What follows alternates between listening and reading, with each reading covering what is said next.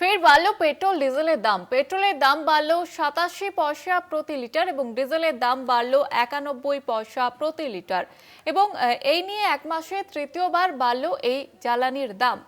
কলকাতা সহ একাধিক জায়গায় পেট্রোল পাম্পগুলিতে ধরা পড়ছে সেই ছবি। সরাসরি আউশগ্রাম থেকে রয়েছেন আমাদের প্রতিনিধি আব্বাস আলী। আব্বাস, পেট্রোল পাম্পগুলি ঠিক কি চেহারা?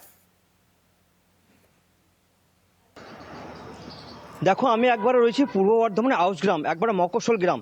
আর সেই মকসল গ্রামে যে ফিউল পাম্প আছে, সেই ফিউল পাম্পে সকাল থেকে দেখতে পাচ্ছি কিন্তু একবার হালকা যারা চাষি আছে, সেই চাষিরা যেমন ট্র্যাক্টর আছে, যেমন চাষ সামনেই যে বস্টার, তারা কিন্তু একবারে ভয় পাচ্ছে যে আরও কি তেলের দাম বাড়বে। এই 9 দিনের ভেতরে 3বারের তেলের দাম, পেট্রোলের দাম বেড়ে হয়েছে এখন 11 টাকার কাছাকাছি, 111 টাকার কাছাকাছি, এবং ডিজেলের দাম হচ্ছে 97 টাকা কিছু পয়সা, মানে একবারে 100 টাকার কাছাকাছি বলা যেতে পারে। এবং সেই জায়গায় যখন এই কাস্টমার যখন এই পাম্পে যখন আসছে তেল নিতে, তারা কিন্তু বলছেন যে এইভাবে যদি তেলের দাম বাড়ে তারা কিন্তু একবারে কিন্তু একটা অস্বস্তিতে পড়বে, এবং তারা কিন্তু একবারে নিম্নবর্তী মানুষ যারা চাষবাস করে খায়, কেউ হয়তো হারভেস্টার মেশিন আছে, কেউ হয়তো ট্র্যাক্টর আছে, তারা কিন্তু এই যে সামনে যে বর্ষার চাষ, সেই চাষ কিন্তু তারা করতে পারবে না এইভাবে যদি তেলের দাম বাড়ে। এমনটাই জানাচ্ছেন যারা তেল নিতে আসছেন এই আউশগ্রাম যে গ্রাম্য এলাকায় যে পেট্রোল পাম্পে আসছেন, তারা কিন্তু এইরকম ধরে কথা শোনাচ্ছে। আমরা আজকে যাব যারা এই পেট্রোল পাম্পে যারা কাজ করে তারা কি জানাচ্ছেন, এবং আরও দেখাবো যে এখানে যে পেট্রোল পাম্পের যে দাম, সেই দাম কিন্তু এখানে দেয়াই আছে। আমি দেখাতে বলবো ক্যামেরাম্যানকে যে এই যে তেলের দাম কিন্তু সকাল থেকে কিন্তু আজকে চলছে, এবং যে পেট্রোল পাম্পে যে আসছে তারা কিন্তু দেখি কিন্তু হতবাক হয়ে যাচ্ছে যে পরপর এইভাবে যে তেলের দাম বাড়াতে তারা কিন্তু একবার অস্বস্তিতে পড়েছে। আমি একবার যাবো এখানকার যারা তেল বিক্রেতা বা যারা তেল দেয় এখানকার কর্মচারী, তারা কি বলছেন, কি বলবেন তেল বাড়া নিয়ে? তেল তো এখন প্রতিদিনই একদিন দুদিন আড়াআড়ি দাম বাড়ছে, তো যুদ্ধ পরিস্থিতির জন্য হয়তো এটা হচ্ছে।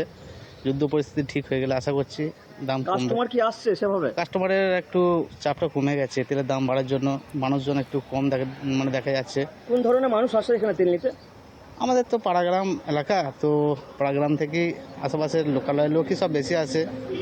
তো চাষিরা তো হারভেস্টে এখন ধান উঠে গেল, বর্ষার সামনে চাষ আছে, তারা কি বলছে? তারা তো এখন মানে মাথায় হাত, তারা বলছে এত তেলের দাম কি করে কি করব, এই রেট বেড়ে গেলেও হয়তো চাষিদের উপর একটু চাপ পড়বে, সেসবই বলছে। তেল তুলে নেবো বলছে চাষিরা, এখন দেখি তেল তুলবো স্টক করবো বলছে। এটা কি দেওয়া সম্ভব হবে? আশা করছি সম্ভব হবে না। এই যে আপনারা যে বলছেন তেল তুলবে, তাদের কি বেশি করে তেল দেওয়া হবে? এখন তো বেশি তেলের তো সরকারি তরফ থেকে কিছু বলা হয়েছে না, আমাদেরকে কোনো কিছু সেরকম কিছু বলা হয়নি। তবে তেলের ক্রাইসিস, তো তেল সেরকম পাচ্ছি না। মোটামুটি কিছু কিছু গাড়িগুলোকে যেরকম পারা যাচ্ছে দিচ্ছি, মানে অল্প স্বল্প করে দেওয়া হচ্ছে।